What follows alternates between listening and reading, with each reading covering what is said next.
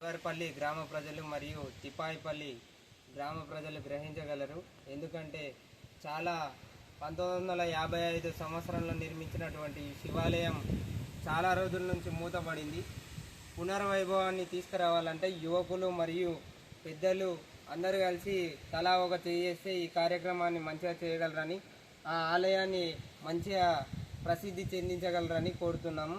చాలా చక్కనైనటువంటి ప్రదేశం ఈ ప్రదేశము. ఒకసారి చూడండి, ఇగో కోనేరు, శివాలయం, వెనుకబడుతున్నటువంటి మన ఆలయాలను పునర్వైభవించాలంటే యువకులు మరియు పెద్దలు అందరూ కలిసి తలా ఒక చేయగలరని కోరుతున్నాం.